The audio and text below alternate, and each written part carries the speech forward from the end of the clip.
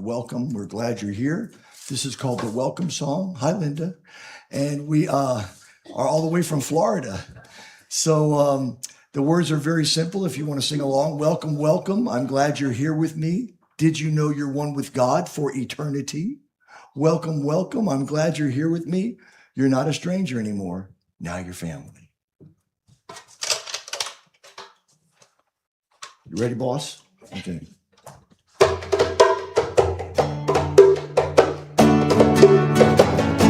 Welcome, welcome. I'm glad you're here with me. Welcome, welcome. I'm glad you're here with me. Did you know you're one with God? Did you know you're one with God for eternity? Welcome, welcome. Welcome, welcome. I'm glad you're here with me. You're not a stranger anymore. Now you're family. And as we sing it again, we invite you to look around the room and welcome people with your eyes. Welcome, welcome, I'm glad you're here with me. Did you know you're one with God for eternity? Welcome, welcome, I'm glad you're here with me. You're not a stranger anymore. Now you're family. You're not a stranger anymore here at Unity.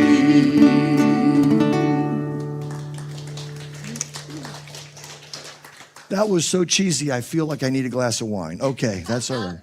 Anyway, so anybody here today for the very first time? Okay, good. I always get a little nervous. Oh, we do have, because please give Reverend Mike a second chance and come back next week. Same true of you online. Anybody here for the first time? We are delighted to be back. Thank you, thank you, thank you so much for bringing us. And I'll tell you a little quick story. I scheduled Michigan for the end of June and 3 weeks in July. And then Charles gets a hold of me and says, can you do the last week of July? And the Red Sea parted for you. And we've changed everything around to be here. And it worked out, so thank you. So that was the beginning of our wonderful time. And we decided that we cannot be away from Michigan 2 years anymore. Because at our age, now that we're seniors, and she's about to start her 65th year of life on July 31st, we don't want 2 years to go by because we have less 2-year periods left than we've ever had. And so we've decided that every single year we're going to find a way to get back to Michigan and hopefully see y'all more often because we love everything about Michigan except for your winters. And oh, I'm sorry, I added a second thing because we were in Dearborn and Utica and there, and I've added the other thing we don't like about Michigan, the Michigan left turn. Yeah, we could live without that. When I'm in charge of the next lifetime, we're going to fix that. Okay, all right. So, but we also know that no matter what goes on, everything's in divine order, and everything will be okay in the end. And if it's not okay, it's not the end. Okay, let's sing that. Real easy. I don't play this drum on this song.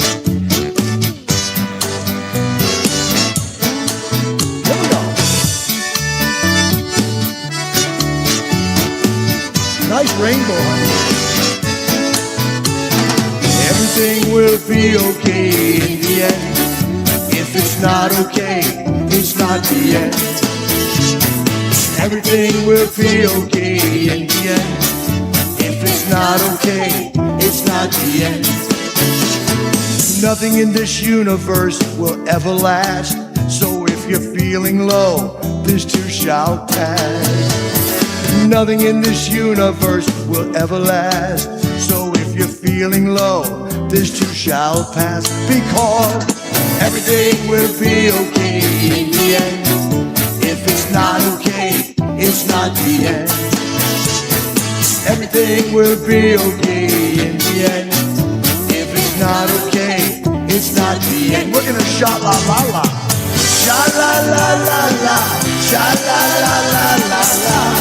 So great, we have some kids in the service today. Woo! Sha-la-la-la-la, sha-la-la-la-la-la.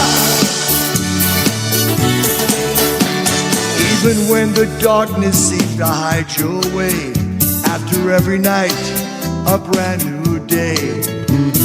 Even when the darkness seems to hide your way, after every night, a brand new day. A brand new day. A non-smoky sunny day. Everything will be okay in the end. If it's not okay, it's not the end. Just the audience. That's it. If it's not okay, it's not the end. Let's sha-la-la-la-la again. Sha-la-la-la-la, sha-la-la-la-la-la. Sha-la-la-la-la, sha-la-la-la-la-la. Okay, here's the tricky part, Unity people. Even when it all just seems to go your way, don't get attached, it's gonna change. Even when it all just seemed to go your way, no matter how many times you saw The Secret, still gonna change. That's okay, because everything will be okay in the end. If it's not okay, it's not the end. Everything will be okay in the end. If it's not okay, it's not the end. It's not the end. It's not the end. So if you don't like the weather, wait a day. It's not the end. It's not the end. If you think it's hot here, we live in Orlando. Woo! It's not the end. It's not the end. If you can't believe all people want to do is talk about politics, it's not the end. But this is the end of the song.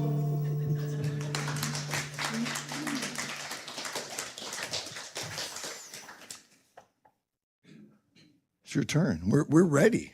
We're moving right in. Yeah, I know. We switch things around. I like to confuse her a little bit on stage because that makes her feel safe. So ready for meditation. Really. All right. So today's talk is titled, I Now Pronounce You Not Guilty.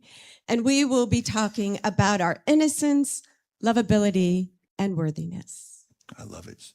I don't know about you, but in my early church experience, I heard things like, you were born in original sin. Anybody ever hear that? Dr. Phil would say, how's that working for you? Can you imagine the idea that this beautiful, innocent child of God is in original sin? That just never made sense to me. Something always felt off about that. And one of the things I love about unity is an inclusive philosophy and spirituality versus an exclusive religion. So we don't put down other religions. But things like that don't work for us, okay? The idea that we were born in original sin.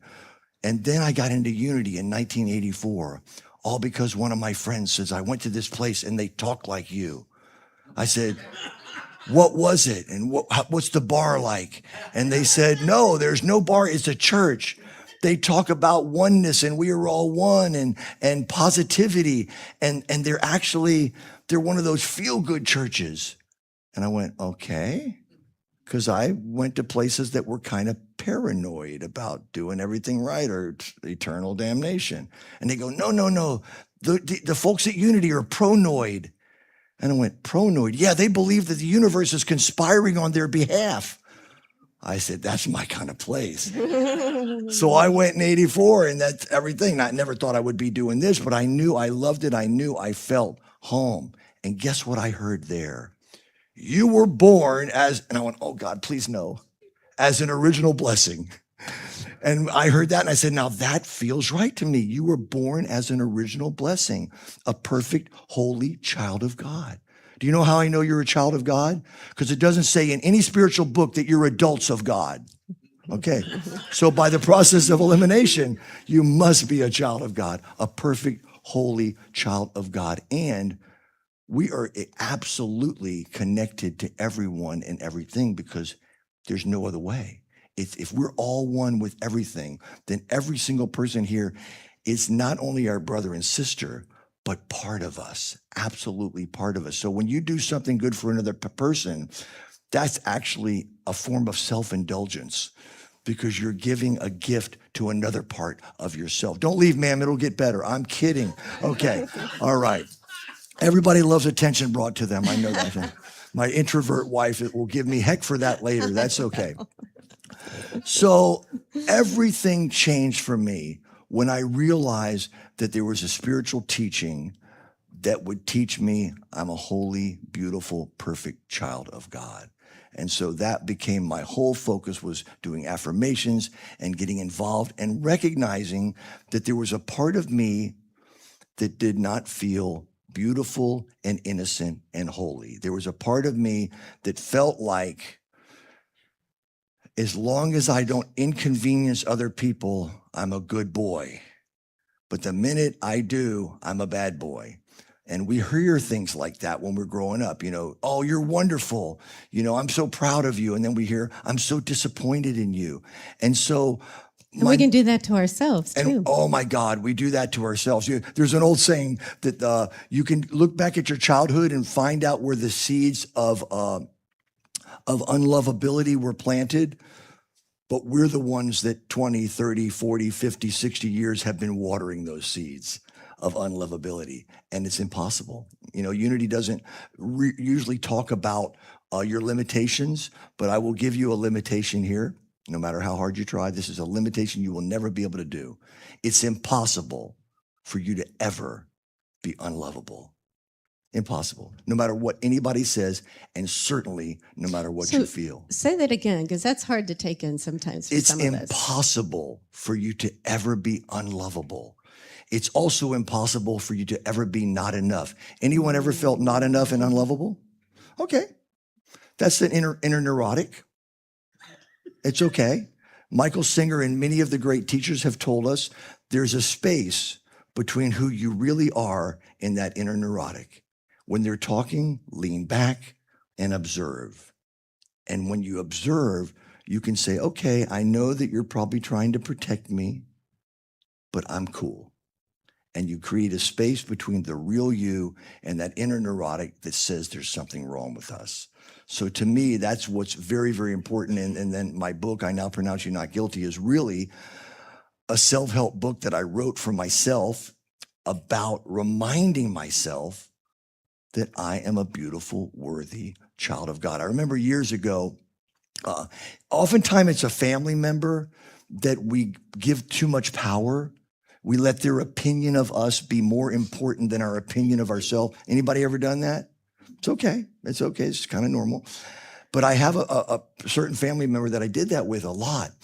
And it was really, really, really challenging because I wanted to make sure she believed in me. I wanted to make sure she was proud of me. I wanted to make sure she loved me. I went there first instead of loving. I brought them a gallon of water before I filled myself up. I wanted to make sure they were taken care of and they believed in me. And then one day, this female left this really horrible message on my machine. I'll go ahead and say it. It's my older sister that was forced to be my surrogate mother when my mom left. So I have a lot of compassion. I was a tough little 4-year-old and she was like 11 and she had to take care of me.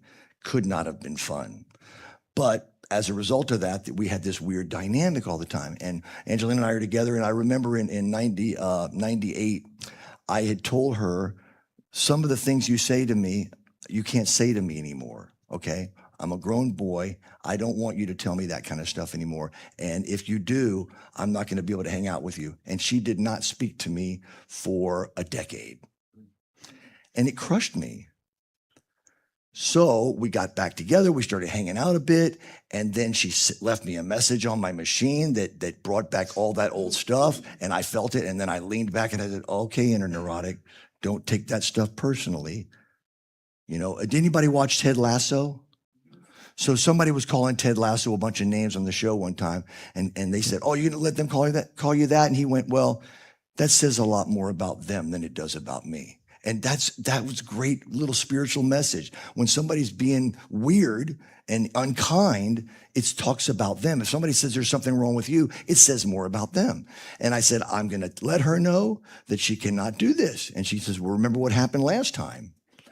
I said, I do remember. But finally, this was around 2011, I guess. But finally, I love myself more than I love her loving me.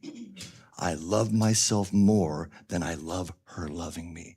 And I guess we'll go, let's do it. Yeah, let's do a little bit of it. It's just, we kind of have a script, but we're veering a bit. So I told, and Angelina goes, wow, that's powerful stuff. And I said, I should make a little chant with those words because there's a part of us that can sing this song and think of a person that we've given our power away to. I love myself more than I love you loving me. I love myself, my love. I love myself more than I love you loving me. I love myself, my love. Sing it with us if you'd like. I love myself more than I love you loving me. I love myself, my love.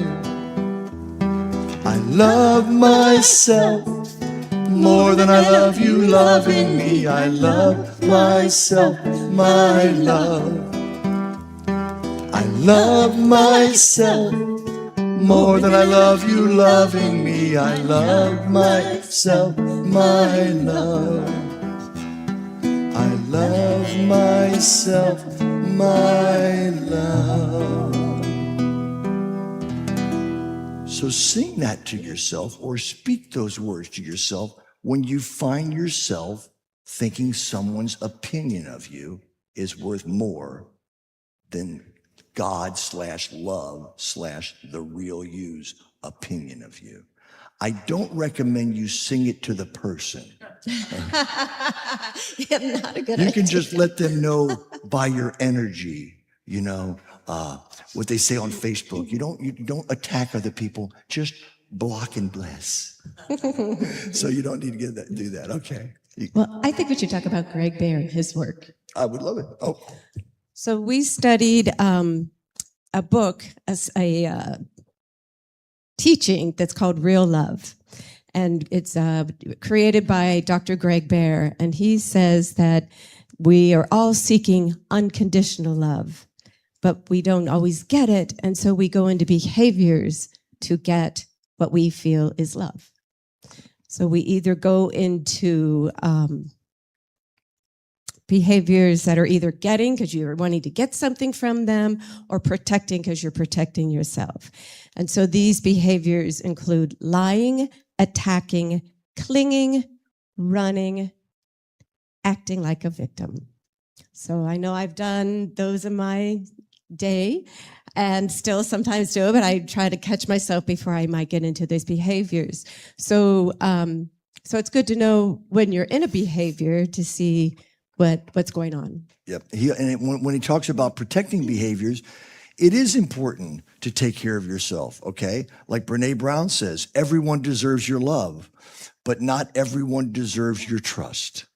So it's good to have boundaries in that. He says, but the challenge is if you overprotect yourself and you put up these little invisible electric fences, let's say, to protect yourself, and then you put another invisible electric fence, before you know it, you protected yourself, but you've also closed yourself in.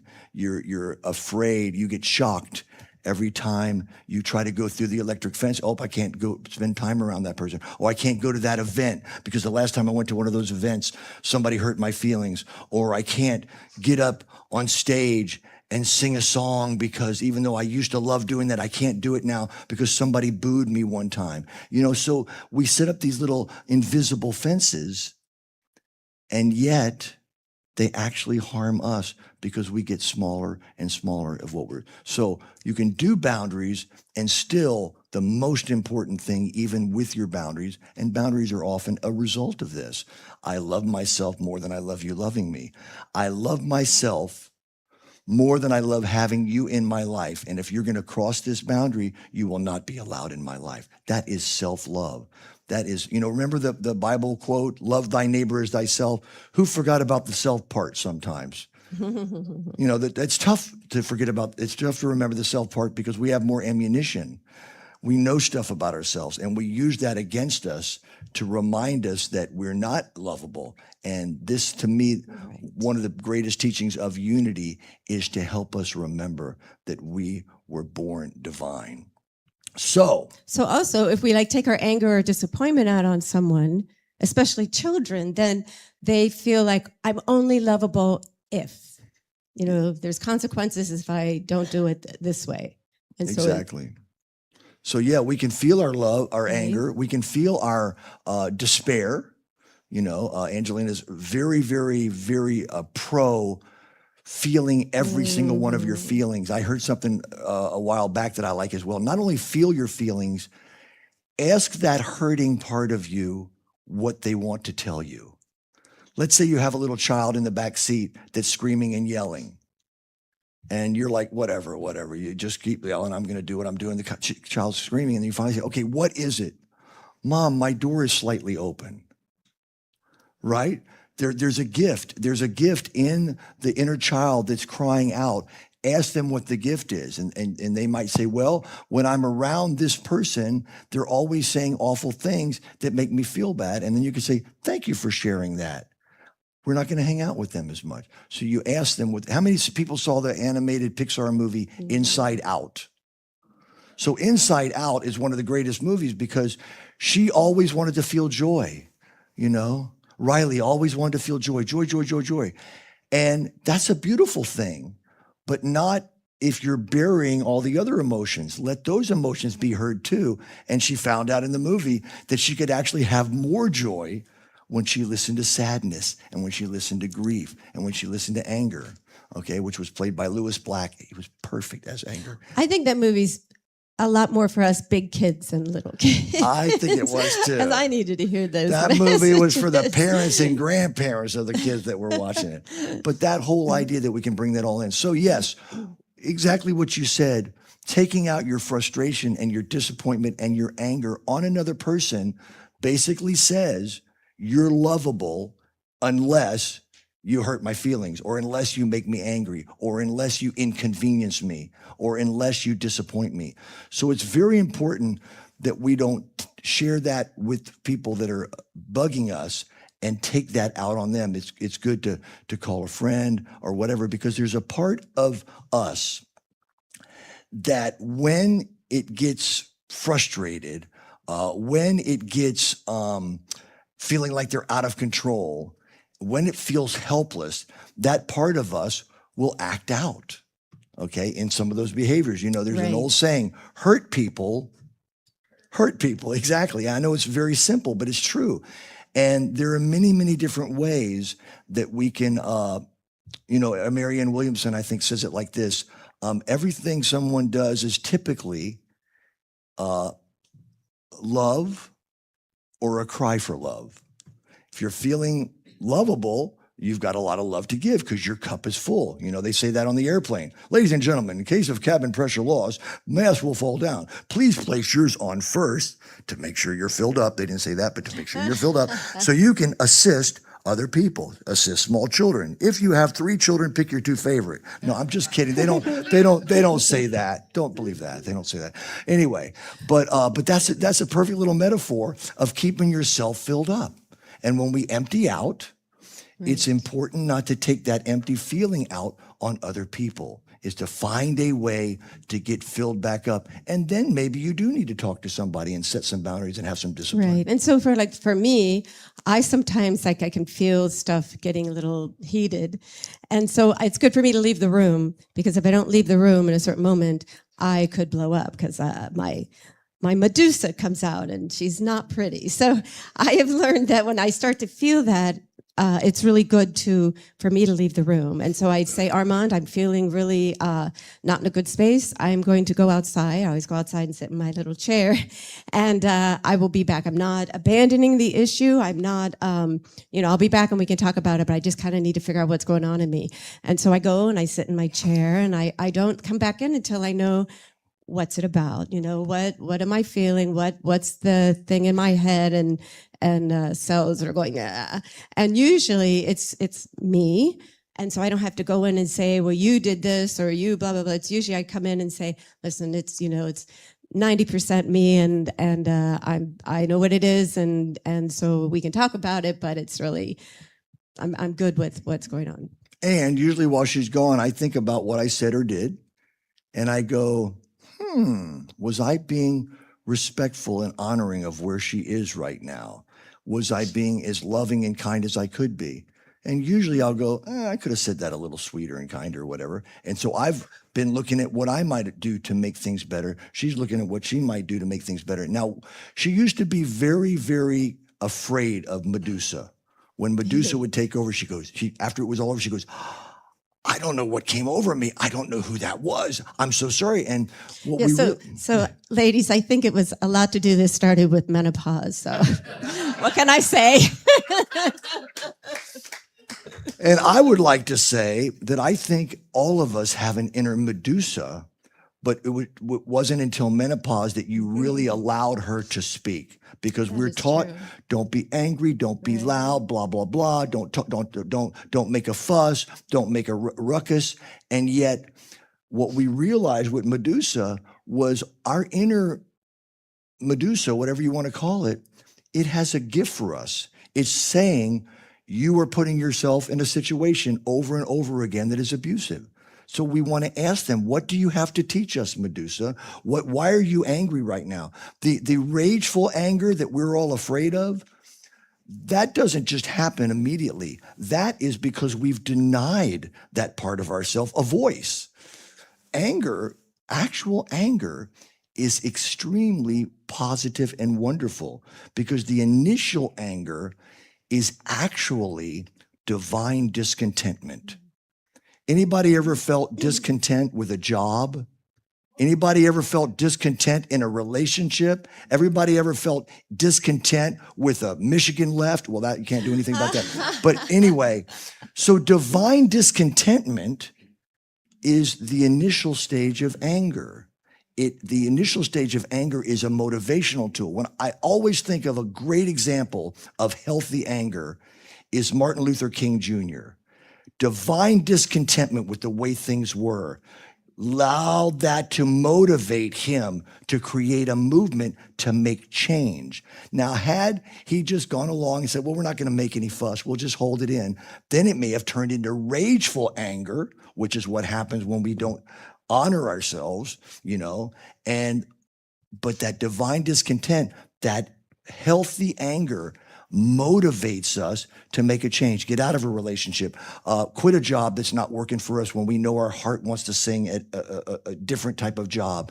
All these kinds of things, looking at a situation in society that you're not happy with, that divine discontentment, and getting part of an activism team or whatever, some kind of a group that will help you not go into rage, but dealing with it when it happens. So here's an example that can I talk about the you can talk thing about first, anything and then you want. Okay. Don't want to mess with Medusa.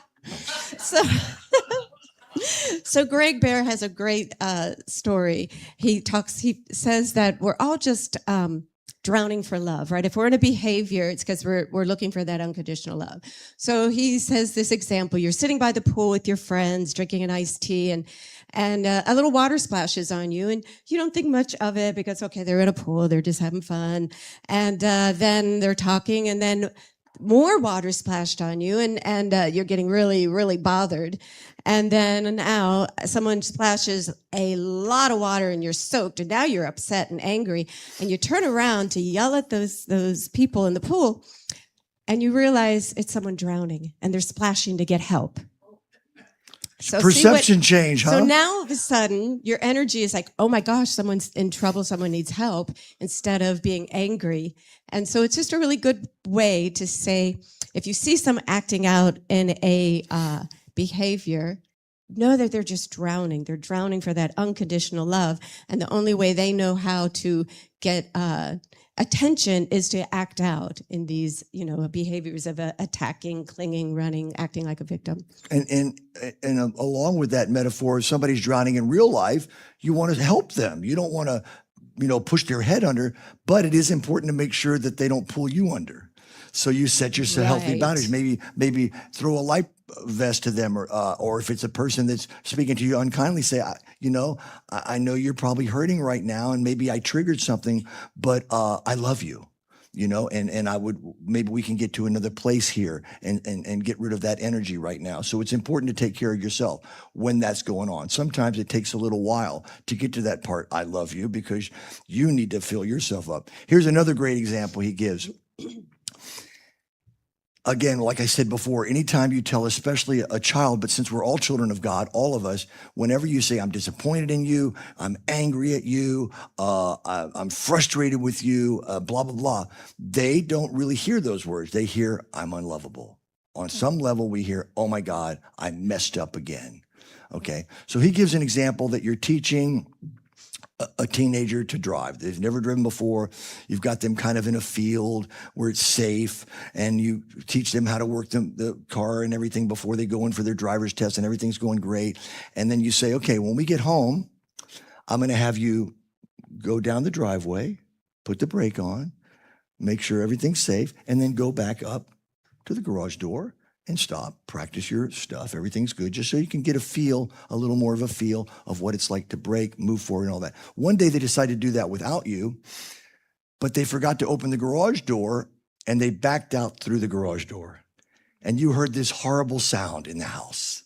Now, chances are in that moment, you're not feeling very filled up.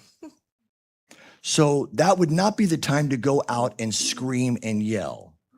What he says, and this is just a metaphor that you can use with any other example, he says that's when you go out and you say, oh my God, are you okay? I love you. I love you. I know you didn't do it on purpose. I love you. We'll talk about this later. Go inside. I'm feeling a little freaked out right now, and I'm going to go take care of that, and then we'll talk about this later. And then you call one of your friends and you say, I want to kill my kid. Now, all you're doing there is sharing that neurotic emotion that's coming up, but not at anybody. You're not taking it out on anybody. You're calling a friend who can hear you and can be there for you while you get filled out, back up. And the friend might say something like, well, it's plastic and metal and money. It can all be replaced, but your love of your child cannot. That's something that's very important to make sure. You get filled back up and you go, thank you so much. And then get off the phone, and then you go back and you say, okay, I love you the same. I love you the same before you tore the garage door down. I love you the same. Now, that can't change, my love for you. However, there are consequences. So your allowance for the next 10 years, it's going to fix it, whatever. Because what is that? That are consequences and discipline. That is not taking your anger and your pain out on somebody. So we're going to go into a song in a minute, but I want to share with you where this song came from. The song is called Innocent, but it was inspired by an Oprah show. We were one of those couples that would always watch the Oprah show. We had this thing called a VCR recorder. Anybody remember those? Yeah. So we would record Oprah. And it was like going to church twice. We'd be at church on Sunday, but then we'd go back on Oprah. She was always on during the day while we were busy. We'd watch her that evening. And one day she had a couple of men on. Both of these men had been in prison. They had been in prison for taking the lives of family members. Okay. And they got out because of DNA testing. The science and technology helped realize the men were not the ones. And they knew it, obviously, and their family knew it. But the courts didn't know it. They needed this bit of evidence. And so Oprah was talking to them, and Gail was there, and they were all talking about what was going on. They were very grateful to be free. But they both said something that flipped out them and everybody else listening. They both said that they had admitted and confessed to the crime. And everyone was like, I don't get it. What's going on? And we were too. And they were saying, well, there were a lot of things going on. Number one, family members were no longer alive. We were traumatized. Number two, we were the number one suspects. We were taken into custody and booked. And number three, with all that trauma, We were constantly interrogated. Why don't you just admit you did it? Why don't you just admit that you're a bad person? Why don't you just admit that you're a liar? And after enough interrogation and enough trauma from what was going on, there was slightly some confusion. And they said, mixed in with that confusion of that constant interrogation, we'll lower your sentence if you just admit it, you did it. In addition to being somewhat confused about what the heck was going on, there was a desire to get the voices to stop. Okay. And when they said that, I started crying. And Angelina goes, what's going on? I said, I think all of us have a little bit of this desire to get the energies and the people that put us down to stop. And a part of us might just say, okay, you're right. Whatever. Just don't talk about it anymore. You're right. I'm a bad person. You're right. I'm not worthy. Okay. What my sister used to say to me all the time, you were a mistake. Mom and dad didn't plan to have you. And your life is a proof of that. And I would okay, whatever. I'm a mistake. I'm a mistake. Whatever you say. Let's not talk about it anymore. A part of us can relate to these men that had been falsely accused of something that they never did, and just to get the voices to stop, said whatever. So this song is called Innocent.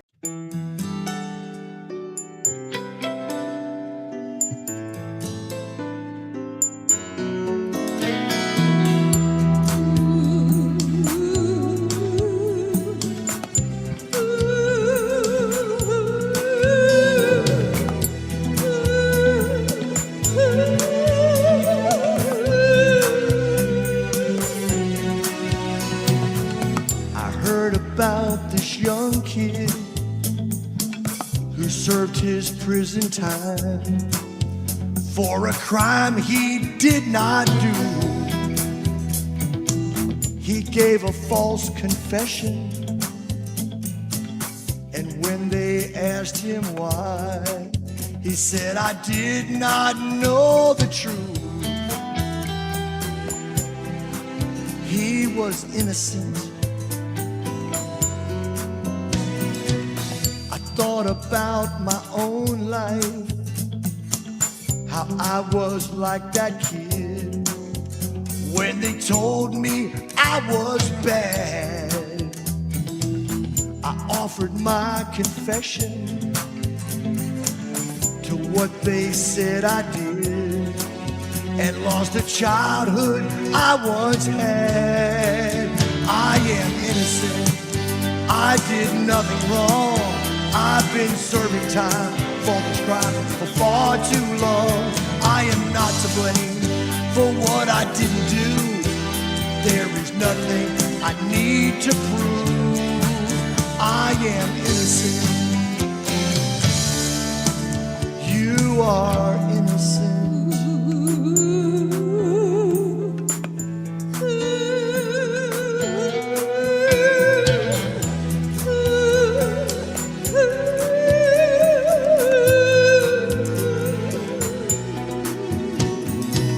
This is the time for justice. This time we're gonna get it right. You know why? We're finally hearing the whole truth. You know what I did? I fired all my juries to get the pardon I deserved. And now I'm freeing other inmates too. You are innocent. You did nothing wrong. You've been serving time for this crime for far too long. You are not to blame for what you didn't do. No, there is nothing you need to prove. We are innocent. We did nothing wrong. We've been serving time for this crime for way too long. We are not to blame for what we didn't do. There is nothing we need to prove. I am innocent. You are so lovable. You are innocent. Who you are is so important. We are innocent. You deserve so much love. There is nothing we need am innocent. You are worthy. You are innocent. You are perfect in every We are way. innocent.